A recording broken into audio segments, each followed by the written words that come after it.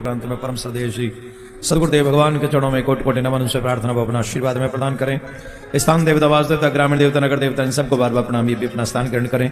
विदुष समाज सभी ब्राह्मण समाज संत समाज पधारी सभी भक्तों के हृदय में उपस्थित मेरे प्रिया कांजू सरकार को कोटिशः नमन। यूट्यूब चैनल के माध्यम से देश विदेश में जितने भी प्रभु प्रेमी जुड़े हुए हैं उन सबको मेरा प्यार भरा राधे। धीरे बोलो, धीरे और धीरे बोलो। और कथा भागवत जो पुराण है वो श्रीधाम वृंदावन से आए और एक ब्रजवासी बालक आपको कथा सुनाए। कई लोगों को जबरदस्ती ब्रज में जाके बसना होता है, तब जाके वो कहते हैं हम ब्रज में रहते हैं। पर हमारा और आपका सौभाग्य यह है कि हम ब्रज में ही, हमारे पूर्वज भी ब्रजवासी हैं। और ये ब्रजवासी के मुख से श्रीमद् भागवत कथा सुनना, ये हम इसलिए नहीं कह रहे कि हम ब्रजवासी हैं, इसलिए कह रहे हैं कि ये संतों की भावना है। बड़े बड़े संत महात्मा ब्रजवासी को देखते ही खड़े हो जाते हैं, उनका स्वागत करते हैं, उनमें भगवान श्री कृष्ण का स्वरूप देखते हैं। वो इसलिए देखते हैं क्योंकि उनकी भावना, उनकी आत्मा दोनों श्रेष्ठ हैं। जिनकी आत्मा, जिनका मन निर्मल होता है, वो ब्रजवासियों को ठाकुर जी का ही रूप अंश समझते हैं। हमें छोड़ के आप सब ब्रजवासियों में ये भाव रख सकते हैं, हमें छोड़ दें बस। और ये भाव रखकर प्रत्येक ब्रजवासी के मुख से निकला हुआ एक एक शब्द श्री कृष्ण के मुख से ही शब्द निकला है, ऐसा भाव मानकर अगर आप उस कथा को सुनेंगे, उसे जीवन में अप्लाई करेंगे, संदेह नहीं है ये कथा आपके कल्याण का एकमात्र उद्देश्य बन जाएगी। यही कथा का जितने ईमानदारी से आप नोट कमाते हो, पैसे के लिए मरते हो, उतनी ईमानदारी से अगर आप भागवत कथा सुनने में मन लगा लो, हम विश्वास करते हैं इस बात का कि ठाकुर जी आपके पीछे पीछे डोलेगा। आपको नहीं डोलना पड़ेगा ठाकुर जी के पीछे। जैसे अभी आप लक्ष्मी के पीछे भाग रहे हो ना, या निद्रा के पीछे भाग रहे हो। गर्मी पड़ रही है महाराज, एसी में सो रहे थे, कैसे 4 बजे आ जाएं, क्यों नहीं आओगे? गर्मी पड़ रही है। ईमानदारी से बताओ, कथा पंडाल में क्या गर्मी चिता से भी ज्यादा है? जवाब दो। चिता में ज्यादा गर्मी होगी कि कथा पंडाल में? थोड़ा सा बोलो। तो फिर उस ताप को भी ये अग्नि शांत करने की क्षमता रखती है। ऐसी है भागवत कथा। जितने भी लोग हैं सब आग्रह है सभी से आराम से बैठ जाएं, प्रेम से बैठ जाएं, भगवान को नमन करें, अपने सौभाग्य को, अपने पितरों को याद करें और उनको नमन करें कि आपकी कृपा ऐसी बनी रहे, हमारे जीवन में भगवत कथाएं बनी रहें। क्योंकि ये कथाएं नहीं हैं, ये सीधे सीधे ठाकुर जी के घर का मार्ग है। जिन लोगों ने कथाओं को चुन लिया है, उन्होंने ठाकुर जी के घर पे जाने के लिए मार्ग चुन लिया है, इसमें कोई संशय नहीं। तो आप लोग दोनों हाथ जोड़िए, भागवत का प्रथम श्लोक मेरे पीछे बोलिए। भागवत का प्रथम श्लोक उच्चारण करेंगे, जहां है वहीं बैठ जाएंगे। सच्चिदानंद रूपाय सच्चिदानंद रूपाय विश्वोत्पत्त्यादि हेतवे विश्वोत्पत्त्यादि तापत्रय विनाशाय तापत्रय विनाशाय श्रीकृष्णाय वयं नुमः। श्रीकृष्णाय वयं नुमः। श्रीकृष्णाय वयं नुमः। श्रीकृष्णाय वयं नुमः। श्रीकृष्णाय वयं नुमः। इस श्लोक में भगवान के स्वरूप का वर्णन किया गया है, भगवान के कार्य का भी वर्णन किया गया है। भगवान कौन है? सतचित आनंद घन, जिनका ज्ञान, जिनकी सत्ता, जिनका आनंद असीमित है, जिनकी कोई सीमा नहीं है, वही भगवान है। हम लोगों की हर चीज की सीमा है, हमारे ज्ञान की सीमा है, हमारे आनंद की सीमा है, हमारी सत्ता की सीमा है। हमारे घरों में हमारा राज्य नहीं चलता, बाहर की तो बात ही छोड़ दो। घरों में भी हमारी कोई नहीं सुनता, माँ बाप की बच्चे नहीं सुनते, बच्चों की माँ बाप नहीं सुनते। तो हमारी सत्ता तो अपने ऊपर भी नहीं, हमारा मन ही नहीं सुनता हमारी। हम असीमित हम कहां से हो सकते हैं जब सीमा में ही हमारा कंट्रोल नहीं है, हमारे शरीर में ही हमारा कंट्रोल नहीं। वो सच्चिदानंद इसलिए हैं क्योंकि वो असीमित सत्ता के स्वामी हैं, उनकी सीमा असीमित है। उनका ज्ञान भी असीमित है। यहां मोस्टली जितने लोग बैठे हैं उन्हें नहीं पता होगा कि हमारी बॉडी में कितने बॉडी पार्ट्स हैं। मालूम? बोली। नस कितनी है, हड्डियां कितनी है, रक्त मालूम होगा कितना किलो होता है, अन्य इतनी चीजें हमारे अंदर बढ़ी पड़ी है, मालूम ही नहीं उनकी क्वांटिटी कितनी है। पर परमात्मा को चींटी का भी ज्ञान है और हाथी का भी ज्ञान है। ऐसा कुछ नहीं है जिसका उनको ज्ञान नहीं है, क्योंकि सबके निर्माता वही है। जैसे कोई व्यक्ति कोई पुर्जा बनाता है, गाड़ी बनाता है, तो उसे मालूम होता है कौन सा पुर्जा कहां फिट किया है। ठीक वैसे ही ठाकुर जी को मालूम है कि हाथी में कौन सा पुर्जा है, चींटी में कौन सा पुर्जा है। तो उनका ज्ञान असीमित है। और आनंद, तो हम लोगों की आनंद की तो शुरुआत भी नहीं हुई ढंग से। ये थोड़ा बहुत कभी कभार झलक मिलती है, लेकिन वो आनंद का सागर है जिसे हम भगवान कह रहे हैं। वो आनंद का सागर है। वहां आनंद ही आनंद है, वहां शोक नहीं है, वहां दुख नहीं है, वहां कष्ट नहीं है। वहां असीमित सत्ता है, असीमित ज्ञान है, असीमित आनंद है। ऐसे परम पिता परमात्मा सच्चिदानंद परमात्मा को हम नमन करते हैं। अच्छा, व्यक्ति तीन जगह से दुखी है, दैहिक, दैविक, भौतिक। यही तीन चीजें सुख देती हैं, ये तीन चीज सुख दुख देती हैं। दैहिक, दैविक, भौतिक, यही है ना तीन। और हम लोग इनको सुख में बदलने के लिए, इनको आनंद में बदलने के लिए न जाने कहां कहां नहीं जाते, झक मारते रहते, कभी यहां कभी वहां, कभी वहां कभी वहां। मंदिरों में सुनवाई ना हो तो हम लोग पीर पैगंबर पे भी जाके माथा टेक देते, कि सोनी चढ़ा देते, कहते सोनी चढ़ा दो, नमक चढ़ा दो, इस पे ये चढ़ा दो। और धन्य ये हमारे देवता देवी है, माता बहन। इनसे तो कोई यूं कह दे कि यहां इच्छा पूरी हो रही है, तो पता चले सीमेंट में फंसे हुए गुड्डा की भी पूजा कर देंगे। बस एक बात बता दो कि यहां इच्छा पूरी हो रही है, बस कुछ भी करवा लो इनसे, वो गलत है। भगवान श्री कृष्ण की पूजा करने पर, उनकी आराधना करने पर, उनको नमन करने पर, उनको प्रणाम करने पर व्यक्ति के दैहिक, दैविक, भौतिक इन तीनों तापों का नाश हो जाता है। तीनों तापों का। इसका मतलब यह हुआ, जो मानव श्री कृष्ण की पूजा करता है, न तो उसे देवता दुख पहुंचा सकते, न उसे समाज का कोई व्यक्ति दुख पहुंचा सकता, और न फिर शरीर ही उसको दुख पहुंचा सकता। तीनों तापों का नाश कर देगा। पर पूजा समर्पण कहते किसको है? ये हमें आना चाहिए। गंगा गए तो गंगादास, जमुना गए तो जमुनादास नहीं होने चाहिए।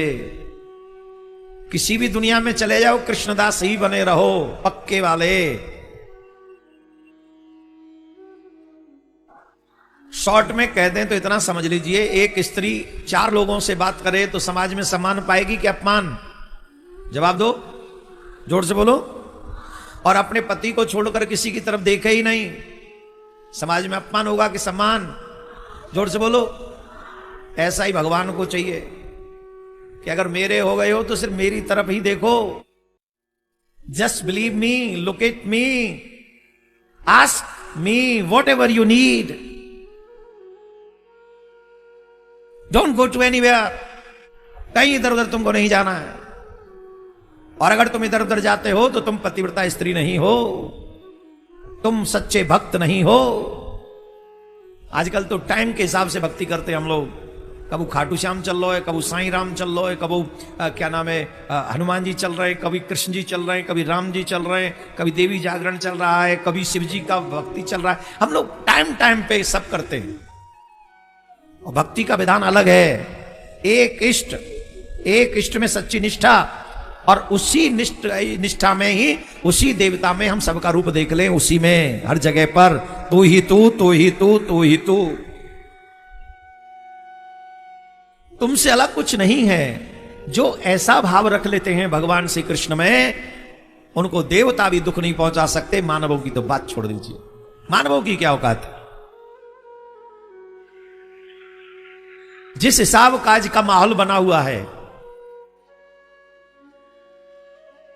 जिस हिसाब की आजकल की कंडीशन बनी हुई है, उस हिसाब से हम मां बाप भी नहीं बन पा रहे हैं ढंग के। बच्चों की तो बात ही छोड़ दो। हम लोगों को लगता है, मां बाप को लगता है पैसा दे दो हमारी जिम्मेदारी खत्म, फीस भर दो, हमारी जिम्मेदारी खत्म। बच्चों को ड्रेस चाहिए, दिलवा दो, हमारी जिम्मेदारी खत्म। बच्चों को मोबाइल फोन चाहिए, दिलवा दो, हमारी जिम्मेदारी खत्म। नहीं, ये नहीं भी दिलवाओगे तो बात बन जाएगी। लेकिन अगर बच्चों को संस्कार नहीं दे पाए तो तुम मां बाप कहलाने के योग्य नहीं रहोगे। शास्त्रों में संतों के मुख से सुना है, माता पिता बैरी वहे जिन न पढ़ाए बाल। वो मां बाप शत्रु हैं जो अपने बच्चों को पढ़ाते नहीं। पढ़ाते कौन से? मैकाले की एजुकेशन नहीं, मैकाले की मॉडर्न एजुकेशन नहीं। तो क्या पढ़ाना है? वो पढ़ाना है जिससे आपके बच्चे मानव बन सकें। मैकाले की पढ़ाई को पढ़ के बच्चे मानव नहीं बन रहे हैं, ये बात आप भी सहमत होंगे हमारी बातों से, हैं कि नहीं? जवाब दो। बाप के लिए सबसे बुरा दिन तब होता है जब बच्चे ऊंची आवाज में बाप के आगे बोल जाएं, मां के आगे बोल जाएं। समझना, मां बाप जीते जी मर गए और आज हर घर में मरे हुए मां बाप हैं। 100 में से 95 मां बाप घरों में मर चुके हैं। हाँ जी कि ना जी? बच्चे कैसे व्यवहार करते हैं। अभी जो खुद भी पैरों पे खड़े नहीं हो, उनकी आवाज सुनो कितनी आती है। हम मकान भी दे दें तो क्या, हम पैसा भी दे दें तो क्या, हम बहुत बड़ी फैक्ट्री भी देके चले जाएं बच्चों को तो क्या, अगर हम उन्हें संस्कार नहीं दे सके, सनातनी नहीं बना सके, धर्मात्मा नहीं बना सके, मानव नहीं बना सके, तो हमने उनको बनाया क्या? और जिस चीज को मैं आपको बार बार इंगित कर रहा हूं, वो किसी स्कूल में नहीं मिल रही, वो किसी कॉलेज में नहीं मिल रही, वो अगर मिल सकती है तो कहीं किसी कथा मंडप में ही मिल सकती है। तो आप मेरे कहने से मेरी रिक्वेस्ट एक्सेप्ट करें कि आप सब जिन जिन के बच्चों के ट्यूशन के भी टाइम होना, तो उनको थोड़ा सा इधर डिफरेंट टाइम कथा के अलावा आगे पीछे करवा ले, और प्रण करें कि हम अपने बच्चों को साथ में लेकर बैठेंगे, हम भी सुनेंगे और हमारे बच्चे भी कथा बैठकर सुनेंगे। और हमको आशा है कि ये कथा आपके घर का माहौल बदल देगी। इस कथा में जो बैठ जाएगा वो अपने रिश्तों का कत्ल नहीं करेगा, ये तो हम गारंटी से कह सकते हैं। न पति नीले डिब्बे में जाएगा, न पत्नी आग के हवाले होगी। मुझे बड़ा कष्ट होता है जब मैं ये बात बोलता हूं, लोग हंसते हैं। कल्पना करके देखो, उस बच्चे की जगह हम होते तो। अब हंस के देखो, अब हंसी लाओ अपने चेहरे पे। जो काट काट के टुकड़े कर करके उसे एक नीले बॉक्स में बंद कर दिया गया, सीमेंट ऊपर से डाल दिया गया, इतनी क्रूरता, इतनी निर्ममता, इतना बुरा तो स्वभाव वाला दुर्योधन भी नहीं रहा होगा, सुपर्ण का ताड़का नहीं रही होगी इतनी तो। और हम हंस रहे हैं उसकी बात को सुन। आप कल्पना करके देखिए, मेरा बेटा मेरा भाई होता तो, मैं होता तो, अपने ऊपर लेके देखो, अब हंस के दिखाओ। उस मां से पूछो जिसने अपना बेटा खो दिया, और किसके चक्कर में खो दिया? सिर्फ एक के चक्कर में रामायण नहीं पढ़ी। अगर उसी लड़की ने रामायण पढ़ ली होती तो चाहे कुछ भी करती, पर वो इतनी क्रूर नहीं बनती, इतना जघन्य अपराध वो नहीं करती, क्योंकि वो धर्म को नहीं जानती। उसने फिल्में देखी होंगी, उसने सीरियल्स देखे होंगे, उसने मोबाइल्स देखे होंगे, उसके स्वभाव को क्रूर बनाया गया होगा। उसके लिए नथिंग किसी की हत्या कर देना। और सुनो, अकेली वो ही नहीं है ऐसी, हमारे घर के बच्चे कैसे बन रहे हैं कौन जाने। कौन सा बच्चा हमें किसी डिब्बे में बंद कर दे कौन जाने। जब तक मारा नहीं था तब तक उसके पति को भी नहीं पता था कि ये इतनी क्रूर है। उस क्रूरता वाले स्वभाव को बदलने के लिए एकमात्र सहारा चाहिए, वो है धर्म का सहारा, धर्म को जानने का सहारा। और हमने इसीलिए व्यासपीठ पर यह मन बना लिया है कि अब हम कथा कम कहेंगे, ये चीजें ज्यादा समाज में बोलेंगे, जिससे हमारे बच्चे धर्म को जाने, रामायण को जाने, गीता को जाने, भागवत को जाने। अगर वो जानेंगे ना तो हम दावे से कह सकते हैं आपके बुढ़ापे में खुशहाली ला देंगे वो बच्चे आपके। और वैसे भी धर्मो एको ही गच्छिता, धर्मात्मा प्राणी को समझ लेना चाहिए, एकमात्र धर्म ही हमारे साथ जाएगा और कोई साथ जाने वाला नहीं। तो हम आपसे आग्रह कर रहे हैं, आज पहला ही दिवस है इसलिए निवेदन कर रहे हैं कि आप अकेले नहीं आइएगा कथा में, आप अपने बच्चों के साथ, वो बच्चे चाहे छोटे हों चाहे बड़े हों, उन बच्चों के साथ आप बैठिए कथा में। उनको भी कहिए कि तुम कथा में बैठो हमारे साथ, और हमको आशा है कि वो बहुत कुछ लर्न करेंगे इससे। नैमिषारण्य में नैम से सूतमासीनाम अभिवाग महामतिम कथामृत रसास्वाद कुशलो सौनको ब्रवीत। नैमिषारण्य में 88,000 ऋषि विराजमान है। उस समय जब सूत जी महाराज वहां पधारे तो सभी ऋषियों के अग्रगण्य सोनक जी, उन्होंने सूत जी महाराज से पूछा, अज्ञान ध्वांत विध्वंस कोटि सूर्य समप्रभ सूताक्षाई कथा सारम मम कर्ण रसायनम। हे प्रभु, आपका जो ज्ञान है वो करोड़ों सूर्यों के समान है, अंधकार को मिटाने के लिए पर्याप्त है। आपके घर में अंधेरा हो तो लाइट जलाओ, अंधेरा दूर हो जाएगा, लेकिन आपके मन में अंधकार हो तो कैसे दूर होगा? अच्छा एक बात बताओ, मन में ज्यादा अंधकार है कि घर में? जोर से बोलो। इतना घोर अंधकार है मन में कि हम तो यहां तक कह देते कि I don't believe in God. Who has seen God? 4 अंग्रेजी की किताब पढ़ने के बाद में सीधे भगवान पे डाउट करना शुरू कर देते हैं। ये ज्ञान है आज का? 4 क्या 2 ही पढ़ते होंगे। आजकल तो इंग्लिश स्पीकिंग स्मार्ट कोर्स और फलाना कोर्स सब सिखा देते हैं। और सबसे पहले डाउट भगवान पे, जिसने बोलने की सामर्थ्य दी। इस संसार में कोई ऐसा डॉक्टर नहीं जो तुमसे बुलवा सके। एक ही डॉक्टर है जिसने बोलने का सामर्थ्य दे के भेजा है तुम्हें, और सबसे पहले उसी डॉक्टर पे डाउट करते कि वो है भी कि नहीं। ये क्या है? ये मन का अंधकार है, अज्ञान रूपी अंधकार है। और इस अंधकार रूपी तिमिर को मिटाने के लिए, इस अज्ञान को, अंधकार को मिटाने के लिए सूर्य नहीं जाएगा वहां तक, कोई लाइट की रोशनी नहीं जाएगी वहां तक। वहां अगर जाएगा तो वो ज्ञान का दीपक ही जाएगा। जिसके हृदय में ज्ञान का दीपक जगा है, उन्होंने अपने सारे अंधकारों का नाश कर लिया है। आपका जो ज्ञान है वो करोड़ों सूर्यों के समान है, हमारे मन के अंधकार रूपी तिमिर को नष्ट करने के लिए पर्याप्त है। हम आपसे कुछ जानना चाहते हैं, हे सूत जी महाराज कृपा करके हमको बताओ। सूत जी महाराज ने पूछा, पूछो आप क्या चाहते हो जानना? बोले कथा सारम, कथा मत सुनाइएगा, कथा का सार सुनाइएगा। अरे बोले बाबा जी लोगों तुम पे समय नहीं है क्या कथा का? बोले भगवान की कथा का तो अंत ही नहीं है। भगवान की कथाओं का कोई भी अंत नहीं है। और महाराज हम ये कथा सुनना चाहते हैं कलयुग के लोगों के लिए, और कलयुग के लोगों पे तो समय ही नहीं है। समय है? जवाब दो है, बोलो है? झूठे कहेंगे, झूठे। तो कलयुग के लोगों पे समय नहीं है महाराज, हमारे पास तो समय है। हम तो कथा सुनना चाहते हैं, और कलयुग के लोगों का कल्याण हो जाए, कलयुग के लोगों का उद्धार हो जाए, कुछ ऐसी कृपा आप करिए और सार सुनाइए, कथा मत सुनाइए। कथा सारम, कथा का सार सुना दीजिए।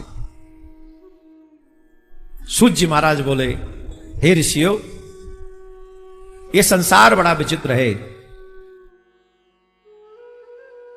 काल व्याल मुखग्रास त्रास निर्वाण सहे तवे श्रीमद् भागवतम शास्त्रम कलो हीरेन भासि।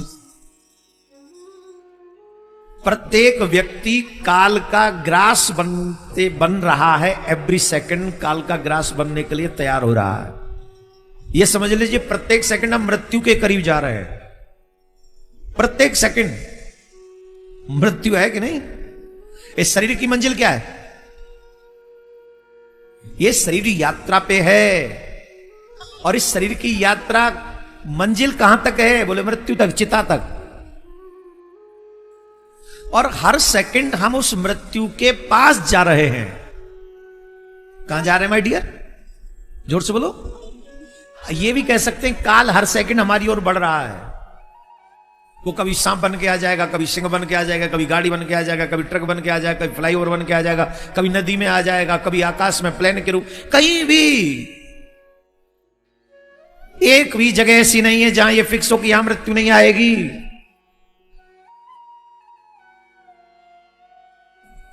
एनी टाइम कहीं भी मृत्यु आ सकती है। तो ये जो मनुष्य है, सूत जी महाराज कह रहे हैं, ये काल का ग्रास, एवरी सेकंड काल इसकी तरफ बढ़ रहा है। और इन लोगों को अगर कोई साधन प्राप्त हो सकता है तो श्रीमद् भागवतम शास्त्रम कलौ किरेण भासितम। श्री सुखदेव जी महाराज ने कलयुग के लोगों के कल्याण के लिए जो ग्रंथ अपने मुख से कहा है वो है श्रीमद् भागवत महापुराण। जो भागवत की शरण में आ जाएगा उसका साधन पूर्ण हो जाएगा।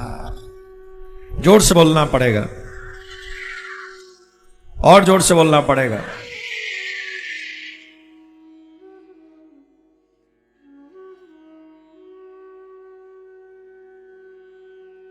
तो महाराज आप जो श्रीमद् भागवत हमें बता रहे हैं, इस भागवत से सुनकर कलिकाल में किसी का कल्याण हुआ?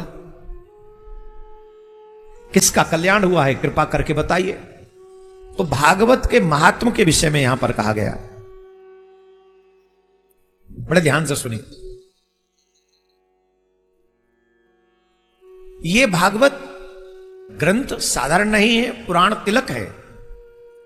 भगवान श्री कृष्ण ही कहा गया है इस भागवत को।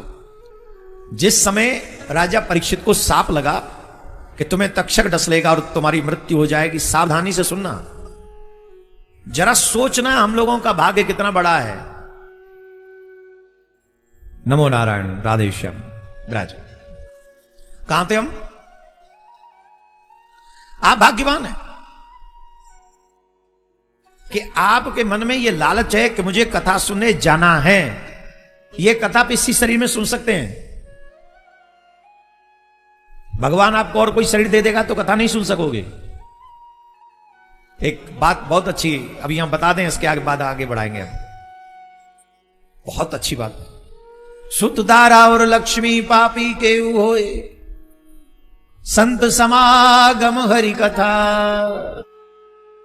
तुलसी दुर्लभ। दो चीजें दुर्लभ है। पुत्र का होना बड़ी बात नहीं, मकान का होना, दुकान का होना, धन का होना, वैभव का होना, बहुत पद प्रतिष्ठावान होना, इट्स नॉट बिग डील, कोई बड़ी बात नहीं। तो सबसे बड़ी बात क्या है? दो चीजें मिल जाए, एक तो संत का दर्शन मिल जाए, दूसरा भगवान की कथा मिल जाए, तो समझना सबसे बड़ा काम हो गया। सबसे बड़ा काम हो गया अगर आपको भगवान की कथा मिल जाए तो। और आपको मिल गई। ये कौन सी कथा है? ये कथा कौन सी है? जिस समय सुखदेव जी महाराज राजा परीक्षित को कथा सुना रहे थे, उसी समय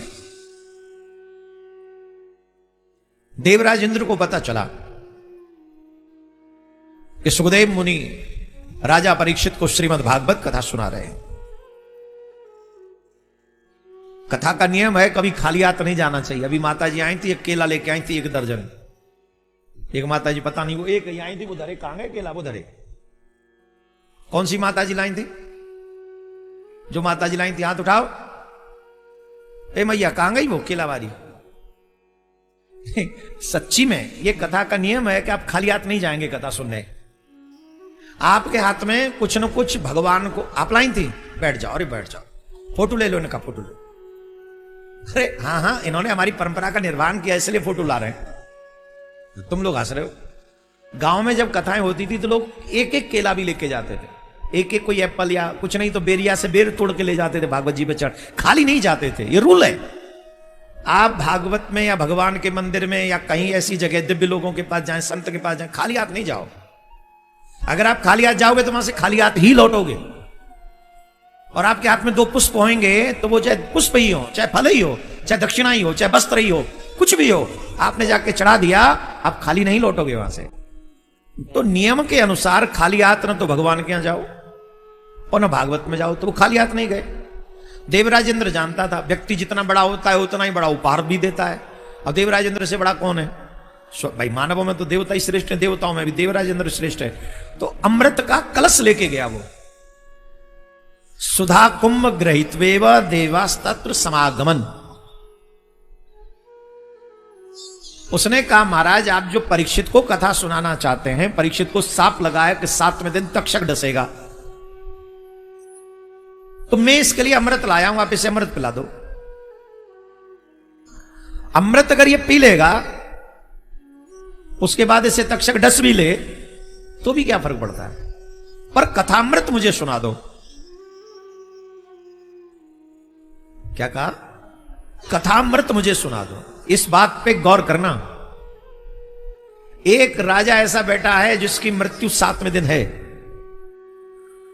और वो उसका कोई दक्षिणा वक्षिणा का कोई भरोसा नहीं, जो मरने वाला वो क्या देगा। दूसरी तरफ अमृत कलश लेके आए देवराज इंद्र, और देवराज इंद्र अगर कलश लेके आए हैं और कथा उन्हें सुना दी जाए, तो सुखदेव जी को भी पान करने से कौन रोकेगा? रोकेगा? समझ में आ रही मेरी बात? नहीं आ रही? बोलो, समझ में आ रही है? हां, आ रही है। सुखदेव जी महाराज ने देवताओं से कह दिया, अभक्तास्य विज्ञाय नददोष कथामृतम श्रीमद भागवती ही वार्ता सुराणाम अपि दुर्लभा। देवताओं, तुम यहां से चले जाओ, तुम्हें कथा नहीं सुनाई जा सकती। हाँ माता जी, तुम भी खाली हाथ नहीं आई हो? हाँ, तुम भी मिठाई का डिब्बा लाई हो, पर अब बीच बीच में ऐसी तुम चढ़ाती रहोगी तो मेरी कथा रुक जाएगी। चलो यहां रख दो। आप हमारी फैन है? अरे वाह, मैं भी आपका बहुत तगड़ा फैन हूं। आप ये मिठाई देख के तो मैं और तगड़ा फैन हो गया। हाय भगवान, कैसी मिठाई बनवाई तेने जो मुझ पे ते छुड़वा दी, और अब मिठाई अब आ रही है। जब मिठाई खा सकते थे तब मिठाई मिली नहीं, और जब मिठाई खा नहीं सकते तो डिब्बा पे डिब्बा आ रहे। वाह ठाकुर जी, तेरी लीला अपरंपार है। क्यों? जितने भी मोटे मोटे सेठ बैठे, यही हो रहा है ना हम लोगों के साथ। बोले अब मीठा खाना नहीं है, ले तेरा भला हो, अब खाने की उम्र है तब खा नहीं सकते। खैर, माता जी का बहुत बहुत साधुवाद, लेकिन मेरा निवेदन है बीच कथा में ऐसे न किया करें। आज पहला दिन है इसलिए मैं कह भी सकता हूं, कल से वो मंदिर बन जाएगा बाहर। आप जब भी कोई भी फल फूल जो दक्षिणा चढ़ाना मंदिर पे चढ़ा के, और मुझसे पहले आके कथा में बैठ जाए। पहले ये कथा सुनो। इस कथा को सुनने से तुम्हारे मन में भागवत के प्रति श्रद्धा उत्पन्न होगी, और अगर तुम्हारे मन में श्रद्धा उत्पन्न होगी तो इस कथा का 100 गुना ज्यादा लाभ तुम्हारे जीवन में होगा। बिना श्रद्धा के सुनना और श्रद्धा के साथ सुनना बहुत जमीन आसमान का अंतर है, पृथ्वी आकाश का अंतर है, समझो। तो इस कथा को सुनो और इससे कल्पना करो कि तुम कहां हो और देवता कहां है। देवराज इंद्र ने कहा कि अमृत कलश ले लीजिए और परीक्षित को कथा सुनाने की बजाय ये कथा हमें सुना दीजिए बस। सुखदेव जी महाराज ने कहा, गेट आउट फ्रॉम हियर, गो। तुम्हें कथा सुनाई नहीं जा सकती। क्यों? बोले तुम अभक्त हो। इस शब्द पे ध्यान दीजिएगा, यहां लिखा हुआ है अभक्तास्य विज्ञाय नददोष कथामृतम। It's not my word.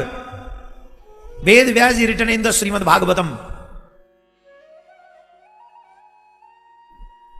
Ved Vyas ji कह रहे हैं तुम अभक्त हो, और ये भागवत अभक्तों को नहीं सुनाई जा सकती। अब ये अभक्त कहां से हो गए? बेचारा स्वर्ग छोड़ के आए, अभक्त है। बोले ये अभक्ति का ही चिन्ह है कि दक्षिणा तो दे रहे हैं पर दक्षिणा दिखा रहे हैं, देखो हम ये दे रहे हैं तुम्हें। आप देखो जब 10-20 रुपया कोई दक्षिणा देता है ना तो उसे दिखाता नहीं है, उसे यूं मुट्ठी बंद करके ये ऐसा करना चाहिए, एक हाथ दो तो दूसरे को पता भी ना चले। कहते कि नहीं कहते? हाँ या ना? यूं यूं यूं छुपा के एकदम। और जब 500 चढ़ाने हो तो 500 चढ़ाने पे यूं यूं व्यास जी के ऊपर यूं यूं करते हैं, यूं यूं।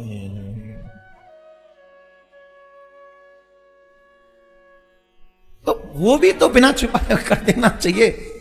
दक्षिणा का प्रदर्शन नहीं, एक हो या लाख हो। और जब दक्षिणा दें तो एक चीज का भाव मन में रहे, तेरा तुझको अर्पण क्या लागे मेरा,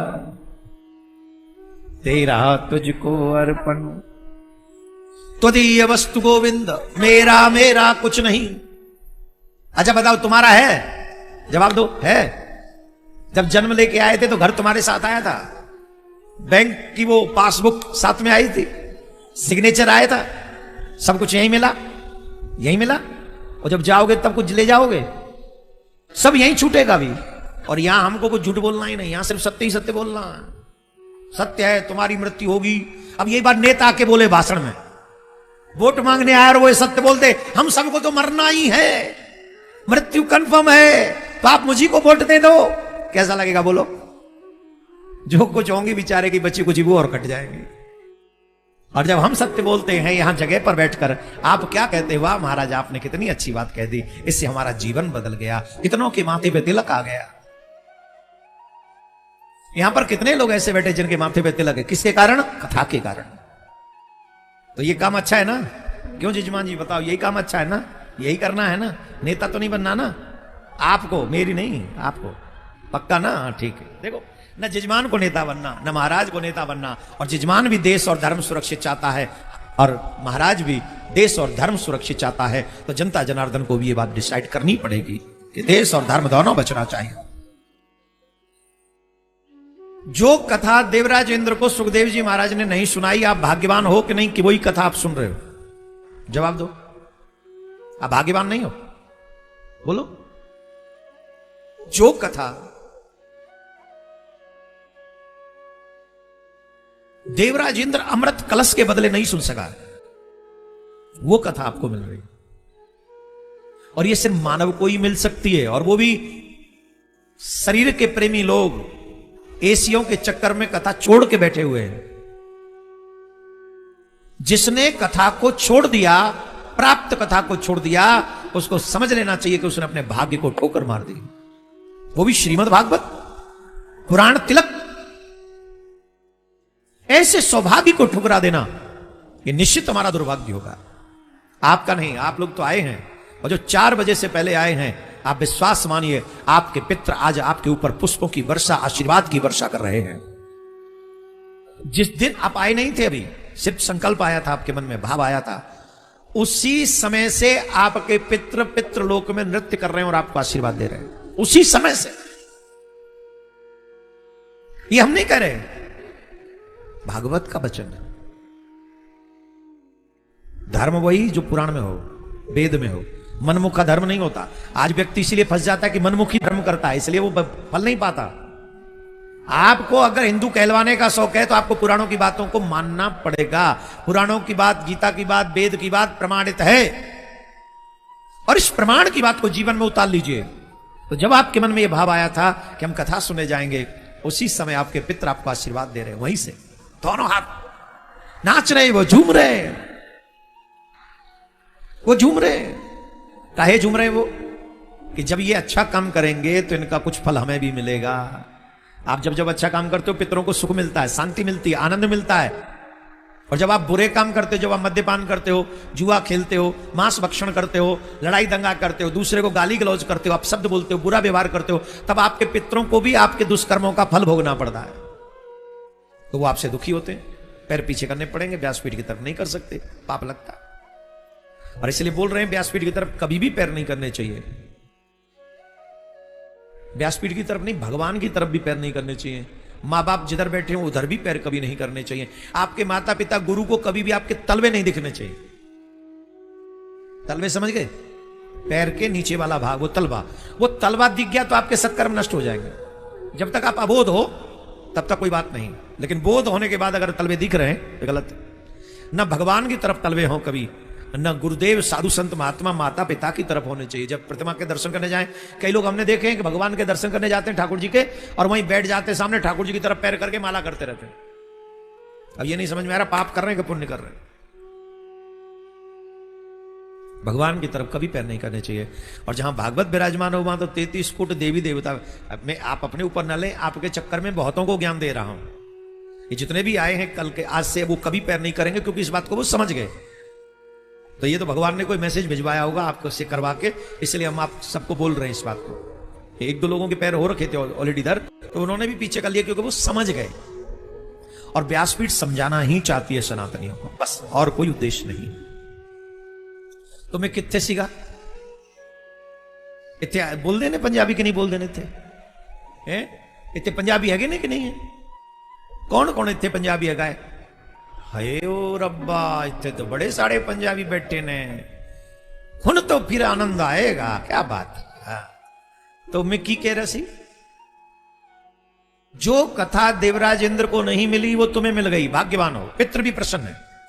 अब कथा प्रसंग में भक्ति नारद संवाद आता है, जिस भागवत को सुनकर ज्ञान वैराग्य का कल्याण हुआ। देवर्षि नारद जब वृंदावन में गए तो वहां देखा एक युवान स्त्री रो रही है, उसके पास दो वृद्ध पुरुष पड़े हुए हैं। संत को लगा स्त्री है, ऐसे हम क्या पूछें। नारद जी को लगा कि स्त्री है, हम पूछेंगे तो कहीं वो बुरा न मान जाए कि बाबा जी के स्त्रियों से क्या बात कर रहे हैं। तो नारद जी जाने लगे, तो जब नारद जी जाने लगे तो उस स्त्री ने आवाज लगाई, भो भो साधु क्षणम तिष्ठ चिंतामपि नाशय दर्शनम तव लोकस्य सर्वथा गहरम परम। महाराज मैंने सुना है अगर किसी दुखी जीव को भगवान का दर्शन हो जाए, संतों का दर्शन हो जाए, संत माने भगवान ही है, संतों का दर्शन हो जाए तो समझना चाहिए कि भगवान का दर्शन हो गया। मेरे दुख दर्द मिटा दो, मैं बहुत दुखी हूं। नारद जी ने पूछा तुम हो कौन, कौन हो और दुखी क्यों हो, दुख का कारण क्या है। तो उस स्त्री ने कहा, महाराज अहम भक्तिम ख्याता इमो में तनयो मतो ज्ञान वैराग्य नामानो काल योगे नजर। मेरा नाम भक्ति है और ये मेरे दो पुत्र हैं जिनका नाम ज्ञान वैराग्य है, लेकिन कलयुग ने इन्हें वृद्ध कर दिया और मैं जवान हूं। और तुम जवान क्यों हो, बोले धन्यम वृंदावनम तेना भक्ति नृत्यत यत्र च। मैं वृंदावन में आके जवान हो गई। कौन कौन वृंदावन जाता है, गए हो। प्रिया कांजू का दर्शन किस किसने किया है। इतने सोने हैं साढ़े प्रिया कांजू, असी कह नहीं सकते। मैं तो जब जब दर्शन करने जाता हूं प्रिया कांजू के, जब भी बुलाते हैं ऐसा लगता है जैसे ये इनको छोड़ के अब कहां जाऊं। साक्षात देवता है। 11 पूर्णिमा करने पर प्रिया कांजू ने बड़े बड़े लोगों की भावना को पूर्ण किया है, बड़े बड़े लोगों की। यहीं पर बैठे हैं कुछ लोग जिनकी इच्छा पूरी की है प्रिया कांजू ने, यहीं पे बैठे हैं। सिर्फ 11 पूर्णिमा कीर्तन दीपदान करना है, जो चाहो सो ले जाओ। इतना चमत्कारी देवता वृंदावन में। और वृंदावन में जो जाते हैं ना, वो दही पकौड़े खाने मत जाया करो। सारे खाने पीने का स्वाद छोड़कर भगवान से मिलने की फीलिंग लेके जाया करो। भगवान का वो वृंदावन तीर्थ है, पर्यटक स्थल नहीं है। जो लोग पर्यटक बनकर जाते हैं उन्हें वहां से कुछ नहीं मिलना, हम लिख के दे रहे हैं। अगर आप वृंदावन में जाकर, कितने लोग हैं जो सेल्फी लेने जा रहे हैं, जो वीडियो रील्स बनाने जा रहे हैं। अरे भगवान की भक्ति रील से नहीं होगी। रील से भगवान नहीं मिलने वाले, रियल कुछ करो, उसी से भगवान मिलेंगे। रील बनाने वालों से निवेदन है, it's okay if you want to make, it's okay, but reel से भगवान नहीं मिलेंगे। रियल में कुछ करना पड़ेगा। भीड़ मत बनो, भक्त बनो। आजकल लोग भीड़ बन रहे हैं, भक्ति नहीं कर रहे हैं। वृंदावन जाएंगे तो तिलक लगा लेंगे, घर में रहेंगे तो कभी तिलक नहीं लगाएंगे। ये भक्त का लक्षण है। वृंदावन जाएंगे तो बढ़िया महाराज, ऐसे समझो जैसे गोपियां भी क्या तैयार होती थी जितने ये होके आ गए, बाल बाल भी क्या तैयार होते होंगे भगवान के आगे जितने ये हो गए। लेकिन वहां से जैसे ही वापस आएंगे उनका रंग ढंग सब बदल जाता है, उनकी भाषा बदल जाती है। अरे ये भक्ति का लक्षण नहीं है। वृंदावन जा रहे हो तो एक मन में भाव रखो कि हम ठाकुर जी से मिलने जा रहे हैं, और ठाकुर जी मिलेंगे तो वृंदावन में ही मिलेंगे। जब आपके मन में ये भाव बन जाएगा, I promise you, Thakur ji Vrindavan में मिलेंगे तुम्हें। भक्ति महारानी ने कहा कि मैं भक्ति हूं, पर वृंदावन में आकर मैं जवान हो गई। जो भक्त बन के वृंदावन जाएगा उसकी भक्ति जवान हो जाएगी। वृंदावन जा जाके हरे घर में लड्डू गोपाल आ गए, आए कि नहीं, और लड्डू गोपाल की दुर्दशा कर दी हमने। कई बार तो लड्डू गोपाल ये सोचते बेचारे कि मैं आ कहां गया, वो लड्डू गोपाल को पता ही नहीं कि ये कलयुग के भक्त हैं। अभी तो तुम सोचो तुम कुछ करो तो तुम्हें ये सब्जी लेने भी भेज दे के जाओ सब्जी ले आओ हमारे लिए। आए सब्जी क्यों लाए, तुमको हमने बेटा समझा हुआ है। देखो सुनो, चाहे तुम उनमें कोई भी भाव रखो, लेकिन एक चीज हमेशा याद रखो कि वो भगवान है। कौन है? आप ये समझो कि ये भगवान है पर मेरे बेटे, ये भाव डेवलप करो। और अगर वो भगवान है तो उस मर्यादा का पालन आपको करना पड़ेगा। ऐसी जगह उन्हें नहीं ले जा सकते जो उनके लिए उचित नहीं है, वो उन्हें नहीं खिला सकते जो उनके लिए उचित नहीं है। आप होटल में खाना खाने बैठे हो, ढकेल पे पानी पूरी पी खाने बैठे हो और ढकेल पे लड्डू गोपाल को रख दोगे? यहाँ डलिया लेके यूं बैठे हम लोग, वहां भेल पूड़ी खा रहे हैं, पानी पूड़ी खा रहे हैं और लड्डू गोपाल कह रहे हो यार तुम लान तो ही ना, और झूठे सांचे आतंत्र में वो कहां रखेगा? कहने का मतलब मैं सिर्फ भाव समझा रहा हूं आपको, मैं कोई बहुत बड़ा विद्वान नहीं हूं, पर अगर आपको मेरी बात समझ में आ रही हो तो इसे फॉलो करें।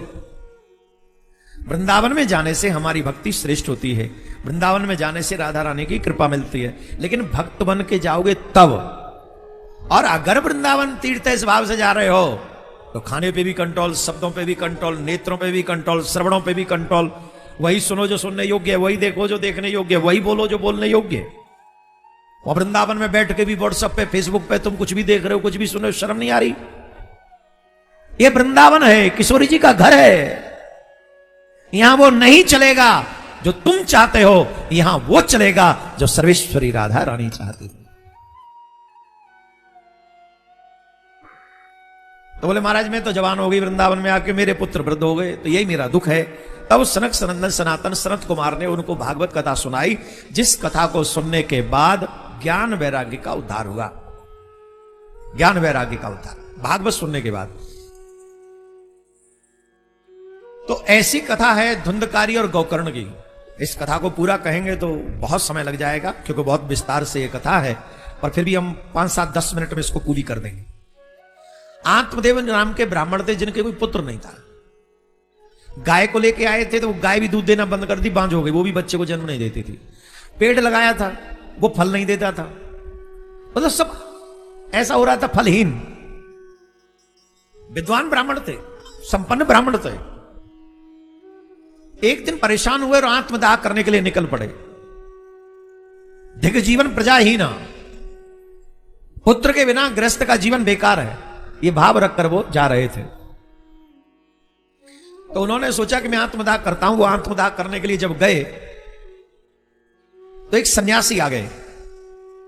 सन्यासी ने उन्हें रोका, हे ब्राह्मण क्यों दुखी हो, किस लिए परेशान हो? कथम रोदे संविप्रत्वम का ते चिंता बलियसी, क्यों दुखी हो? बोले महाराज मेरे पुत्र नहीं है। पुत्र किसके लिए चाहिए?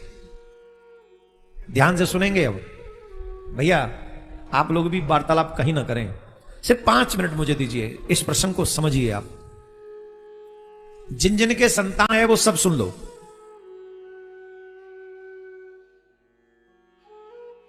व्यक्ति तब भी दुखी होता है जब संतान नहीं होती है, और संतान होती है तो सुखी होता है। जवाब दो, जिन जिन के बेटों की शादी हो गई बताओ सुखी हो?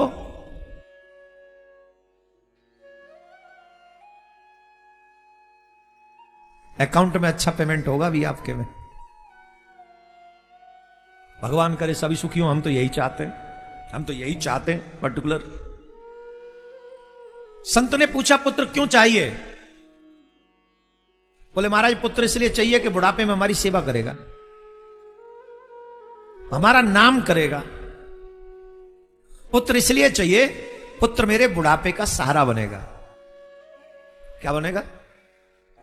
मेरे पास समय नहीं है, नहीं तो एक कहानी सुनाता। आप आज रात को जाके वो कहानी सुनना, मेरे चैनल पे पड़ी हुई है वो यूट्यूब पे, नालायक बेटे की कहानी। वो अभी 4-5 दिन पहले ही डली है, तो आप प्लीज कहीं से उसे सर्च करके, मुझे तो ये भी नहीं पता कैसे निकालते हैं, हमारे चैनल पे पड़ी, उसको सुनना और अकेले में बैठ के सुनना।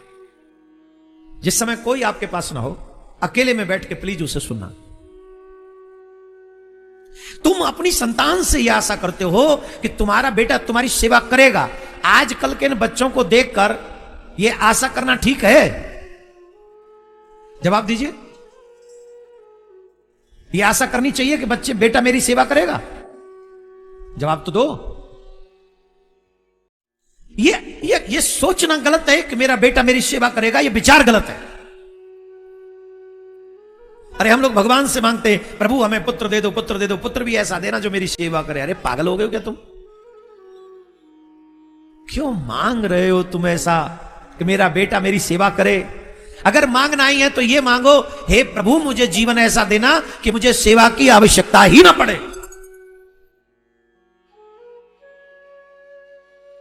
अब नहीं बजाओगे ताली,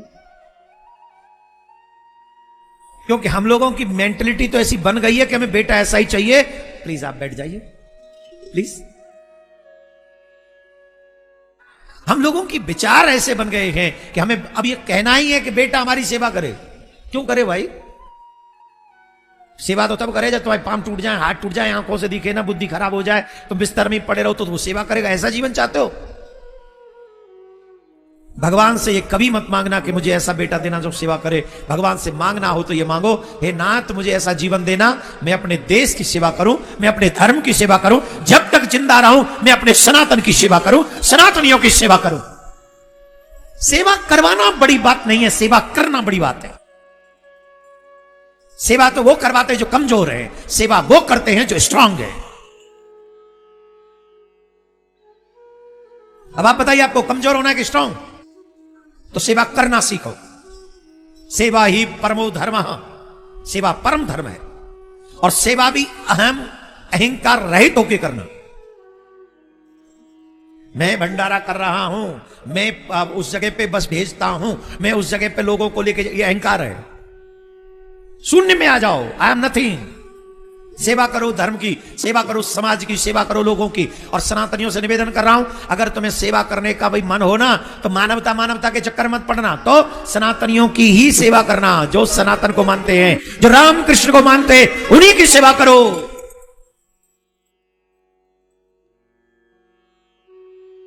सब्जी खरीदना भी सेवा है, फल खरीदना भी सेवा है, कपड़े सिलवाना भी सेवा है, बाजार से सामान लाना भी सेवा है। पर लाएं किससे? किससे लाएं? जो राम को मानते हो, कृष्ण को मानते हो, शिव को मानते हो, हनुमान को मानते हो, देवी को मानते हो, और किसी भी चीज में थूकते ना हो, ऐसे लोगों से वो सामान लाकर आप सेवा कर सकते हो। एक टप टप ताली बजाने से काम नहीं चलेगा, या तो जोर से बजाओ, नहीं तो मत बजाओ, घर बैठो अपने। और सिर्फ ताली बजाने से काम नहीं चलेगा, इसे जीवन में अप्लाई करो। माता बहनों से निवेदन है, प्लम्बर, टेलर, और कौन? प्लम्बर, टेलर और सब्जी बेचने वाला, तुम्हें कसम लगे, नहीं कसम वापस ले लेता हूं। नहीं, वो एक बार टीवी चैनल पे भड़का दिया था, वो बहुत खींचा मुझे उन्होंने। खैर मुझे कोई फर्क नहीं पड़ता, मैं तो माता बहनों का सम्मान बचाए रखना चाहता हूं। टेलर, सब्जी वाला, और तीसरी चीज क्या थी? प्लम्बर, लाइट वाइट ठीक करने वाला। आपके घर में सिर्फ सनातनी आना चाहिए, नोट कर लो, नोट कर लो। मुझे पता है कईयों के तो वो सनातनी नहीं है, इसलिए हो मैया कैसे होगा, करो। 4 रुपए फालतू जाएंगे, जाएं, लेकिन तुम्हारी इज्जत बची रहेगी, तुम्हारा सम्मान बना रहेगा। और तुम्हारे 4 पैसों से नहीं, 4 करोड़ पैसे से ज्यादा तुम्हारा सम्मान है मेरी नजर में। तुम आपका सम्मान। कौन कौन कसम खाता है कि आज के बाद हमारी बताई हुई बात पे चलेंगे? शर्म आ रही है ना? जिन जिन को शर्म आ रही ना, उन जैसे सेकुलर लोगों ने ही उनको एंट्री दे रखी, और उन्हीं के कारण मेरे घर में प्रॉब्लम हो रही है। चलो खैर, इस विषय पे मैं ज्यादा नहीं दूंगा। मुझे जो मैसेज देना था मैं दे चुका, अपने सनातनियों के लिए, आपके सम्मान के लिए। इफ यू एग्री और नॉट, आई डोंट केयर, मुझे उससे कोई फर्क नहीं पड़ता। मेरे मन में जो भाव है मैंने आपको बता दिया। जो जो इसको अच्छा लगे एक्सेप्ट करें, और ना हो तो वेट एंड वॉच, टाइम की प्रतीक्षा करें। राधे राधे बोलना पड़ेगा। तो मैं कितने सीखा, ये सब्जी पे कहां से पहुंच गया मैं? बेटा क्यों चाहिए? सेवा करेगा। भगवान से सेवा वाला बेटा मत मांगो। मैं जीवन भर सेवा करूं ऐसे भगवान से मांगो, मेरा सहारा बनेगा। है क्या बात करते हैं? सहारे में भी बीमारी लगवानी पड़ेगी, कमजोर बनना पड़ेगा, बेकार बनना पड़ेगा, तब सहारा बनेगा। कभी भी भगवान से ये मत मांगो कि मेरा बेटा मेरा सहारा बने। तो क्या मांगे? बोले एक चीज मांग लो, हे नाथ जीवन भर मुझे कभी किसी के सहारे की, जोर से बोलो। अच्छा, कौन सी बात ज्यादा अच्छी साउंड कर रही है? मेरा बेटा मेरा सहारा बने बुढ़ापे का। या Thakur ji, I don't need any सहारा, मुझे तो सिर्फ किसी के सहारा नहीं लेना है। तो बोले ऐसी कृपा करना, अगर मैं जीवन भर दूसरों को सहारा लू ना, और अगर आपने मेरे प्रारब्ध में सहारा लिखा ही हो तो हे नाथ सिर्फ आप ही मेरे सहारा हो, मुझे और किसी के सहारे की कोई जरूरत। मेरा कोई न सहारा बिन तेरे, गोपाल गोपाल नंदलाल सवरिया मेरे। तो सबसे बड़ा सहारा कौन है? ठाकुर जी ही। तो गौकर्ण धुंधकारी की कथा है। धुंधकारी कैसा था? अब देखो कुछ माता बहनों को लग रहा है कि देर हो गई है ना, नहीं 2-3 उठ के चली गई है ना, तो उन्होंने मेरा दिल तोड़ दिया। कोई नहीं, तुम मेरा दिल तोड़ो, ठाकुर जी तुम्हारे दिल को देखेगा। अरे नहीं, तोड़ेगा नहीं, देखेगा। मतलब क्या कमी रह गई थी मेरे वक्तव्य में? हाँ तो सुनो, कहां था मैं? गौकर्ण वही है जो पुराणों की बात मानता है, धर्म की बात मानता है, माता पिता की सेवा करता है, आज्ञाकारी होता है। धुंधकारी इसके विपरीत मद्यपान करता है, मांस खाता है, जुआ खेलता है और उल्टे सीधे काम करता है, माँ बाप को आंख दिखाता है, साधु संतों की बात को इग्नोर करता है, धर्म की बातों को इग्नोर करता है। वही धुंधकारी है। और वही धुंधकारी मरने के बाद में प्रेत बना, और प्रेत बना तो उसी मरे हुए धुंधकारी के कल्याण के लिए श्रीमद् भागवत कथा गौकर्ण जी महाराज ने सुनाई। और 7वें दिन जब कथा पूरी हुई तो धुंधकारी को लेने के लिए विमान आया, देवलोक से विमान आया, और उस विमान में बैठ के वो धुंधकारी गया। जो वैश्यगामी था, झूठा था, माँ बाप पर हाथ उठाने वाला था, लोगों की हत्या करने वाला था, ऐसा धुंधकारी जब भागवत सुना तो उसका कल्याण हो गया। उसे लाने के लिए विमान पहुंच गया, वहां पर विमान लेने के पहुंचा। धन्यम भागवत ही वार्ता प्रेत पीड़ा विनाशनम। धन्य है ये भागवत ग्रंथ जो प्रेत का भी कल्याण कर दिया। 2 मिनट और बैठ जाएं, जस्ट ओनली 2 मिनट्स। तो जो भागवत प्रेत का कल्याण कर सकती है वो भागवत हमारा भी कल्याण करेगी, लेकिन नियम का पालन करेंगे तब। आप जो मांगेंगे सो मिलेगा। भागवत से आप जो मांगेंगे आपको वो मिलेगा, लेकिन एक ही शर्त है, नियम का पालन करें। आप कहें तो नियम बता दूं 1 मिनट में, नहीं तो नहीं। बताऊं? पहला नियम ही है, कथा प्रारंभ हो उससे पहले व्यास जी अपना स्थान ग्रहण करें, उससे पहले हम अपना स्थान ग्रहण कर लें। पहला नियम। और व्यास जी चले जाएं कथा पूरी करके, मतलब संपूर्ण आरती हो जाए, पुष्पांजलि हो जाए, व्यास जी व्यासपीठ छोड़ के चले जाएं, यहां से अंदर इधर निकल जाएं, तब आप अपने स्थान से हिलें। ये पहला नियम। दूसरा नियम, हो सके तो व्रत रहकर कथा सुने। अगर संभव ना हो व्रत रह के सुनने का तो कम भोजन दोपहर में करें जिससे आलस्य ना आए। और रात्रि में तो यहां भंडारा है ही। कथा के बाद तो हमारे आयोजकों ने भंडारा रखा है, यहां पे हर दिन रखा है ना। ए जजमान लोग कहां गए? भंडारा है ना हर दिन। हाँ आ गई थाली भोजन भोग की। तो अच्छा एक बात बताओ, फिर घर जाने की क्यों जल्दी कर रहे हो भाई? मैं तो कह रहा हूं तुम्हारा पति भी अगर लेट आता हो काम से तो उनको कह दो जब तेरा काम खत्म हो जाए सीधे पंडाल में आ जा। घर में कोई व्यवस्था नहीं है, चूल्हा बंद है, रात्रि में चूल्हा नहीं जलेगा। मैंने नियम ले लिया कथा का। अरे तो बाबरी खांगे का बोले यहां बड़ी सुंदर व्यवस्था है, तारने की भी व्यवस्था है और खाने की भी व्यवस्था, दोनों काम से करो। भैया हमारे ब्रज में जो कहो करें, हरि को भजन पेट को धंधो, जब न करे तो मूर्ख अंधो। भगवान की कथा सुनने को मिल जाए, शाम को भोजन प्रसादी मिल जाए, अगर ऐसे में भी हम लोग भाग दौड़ करें तो हमसे बड़ा पतित कौन हो सकता है? बताइए, कोई पतित नहीं। हमें मन से कथा सुननी चाहिए। तीसरा नियम, ब्रह्मचर्य का पालन करें। आज एक दिन निकल गया है, जब तक कथा ना हो तब तक हम ब्रह्मचर्य का पालन करें। आगे मनसा वाचा कर्मणा, इन 6 दिन जो आने वाले और 6 दिन है, किसी को दुख न दे। वाणी से भी दुख न दे, कर्म से भी दुख न दे, मन में भी न सोचे। इन नियमों के साथ अगर आप 7 दिन कथा सुनते हो, भागवत कथा सुनते हो, तो वेद व्यास जी ने कहा है, दरिद्रस्य क्षय रोगी निर्भाग्य पाप कर्मवान पथ्यो मोक्ष कामाम सुनो याच कथाम्यमाम। दरिद्री व्यक्ति कथा सुनेगा तो धनवान हो जाएगा, रोगी व्यक्ति कथा सुनेगा निरोगी काया को प्राप्त हो जाएगा, बुद्धिहीन व्यक्ति कथा सुनेगा तो बुद्धि को प्राप्त हो जाएगा, निसंतानवान व्यक्ति कथा सुनेगा तो संतान को प्राप्त हो जाएगा, और जिसे कुछ नहीं चाहिए संसार की वस्तु, अगर वो व्यक्ति कथा सुने तो वो गोविंद के धाम को पा जाएगा, मुक्ति पा जाएगा। इन नियमों का पालन कीजिए, कथा मन से सुनिए, आप जो मांगेंगे भागवत आपको वही देगी। लेकिन एक निवेदन, पहला 2 निवेदन मेरे स्वीकार कर लें आज। पहला, अपने बच्चों के साथ कथा सुनने आए। आज हमारे बच्चों को सनातन की बहुत जरूरत है। कहीं पत्नी मार रही है, कहीं पति मार रहा है, कहीं बेटा मार रहा है, कहीं मां मार रही है, कहीं 4 बच्चों की मां भाग के जा रही है। अरे भैया, एक अभी अभी खबर आई, सास भाग गई जमाई के संग। बताओ,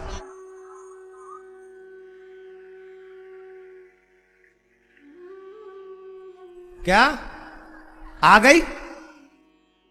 अरे हमारे ब्रज में और बुरो करें, हमारे ब्रज में और अच्छी कहावत है भैया, बुरो ना करें, एक कहावत है, न्यो करें काऊ की सास जमाई के संग भाग गई, बोले बड़ो बुरो करो, वो लौट आई, बोले बहुत ही बुरो करो,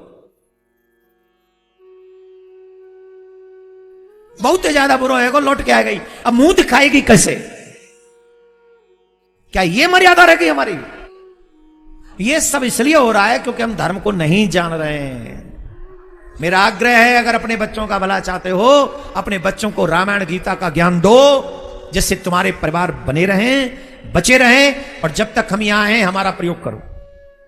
जब तक हम यहां हैं, हम प्रयास करेंगे कि हम आपके बच्चों के काम आ सकें। कथा तो आप हर साल सुनते ही हो, कथा को माध्यम बनाकर हम और अन्य अन्य चीजें जो आपके काम आ सके वो आपको बताते रहेंगे, आपके बच्चों को सिखाते रहेंगे। आप भी इसमें हमारा साथ दीजिए। तो अपने बच्चों के साथ, परिवार के साथ आप पधारें, ये हमारा पहला निवेदन।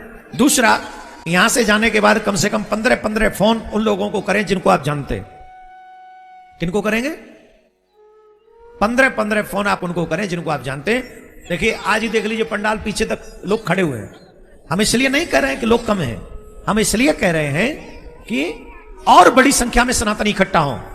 अभी यहीं थोड़ा सा आपके आगे, पलवल से आगे, होटल के पास नहू में 5 लाख लोग इकट्ठे हुए हैं। वो लोग समझ गए कि नाम लूं? समझ गए?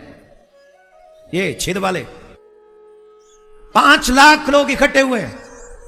वहां कौन सा ज्ञान चल रहा होगा? तो अगर हम चाहते हैं कि हमारी सनातनी परंपरा आगे बढ़े, तो आपके जितने भी जानकार हैं सबको कहो 4 से 7 अपना काम छोड़कर भी आना पड़े तो हमें कथा में जाकर बैठना चाहिए, अपने बच्चों को सिखाना चाहिए।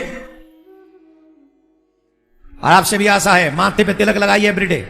जब भी कथा में आए आप हर दिन माथे पे तिलक और हाथ में कलावा, सर पे शिखा, गले में कंठी, यही सनातनी होने के सच्चे सबूत हैं। और आप इन सबूतों को अपने जीवन में धारण कीजिए, अपने बच्चों को भी धारण करवाइए। तो आइए इन्हीं शब्दों के साथ, सनातन बोर्ड कौन कौन चाहता है सनातन बोर्ड बने? किस किसने मिस कॉल कर दिया सनातन बोर्ड के लिए? अरे वाह, बहुत लोगों ने कर दिया। और जिन्होंने नहीं किया, मैं एक बार नंबर बोल रहा हूं, आप अपने मोबाइल निकालिए, जल्दी फटाफट निकालिए, अपना मोबाइल निकालिए। जिन्होंने नहीं किए, आपके टीवी स्क्रीन पे वो नंबर आ गया है। आपके टीवी स्क्रीन पे कहीं भी देख रहे होंगे, आपको वो नंबर दिखाई पड़ रहा होगा। इस नंबर को डायल कर दीजिए इमीडिएट, अभी इसी समय, 9927300037। इस नंबर को डायल करिए, आपकी सनातन बोर्ड के लिए वोट हो जाएगी। आप जब मिस कॉल कर देंगे तो वहां से एक टैक्स आएगा, वो सनातन न्यास फाउंडेशन का, उसको आप भर देंगे। आप कहां से हैं, क्या है और नंबर क्या है, आपका नाम क्या है, ये भर देंगे, सबमिट कर देंगे, आपकी एक वोट हो जाएगी।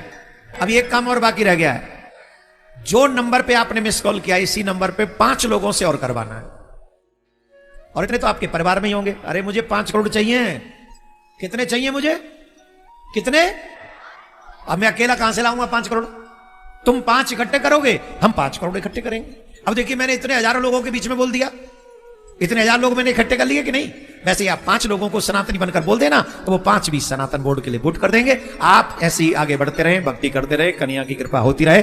राधे राधे बोलना पड़ेगा। कल मैं समय पे आ जाऊंगा, आशा करता हूं आप भी मुझसे पहले आ जाएंगे, समय पे पहुंच जाएंगे। राधे राधे।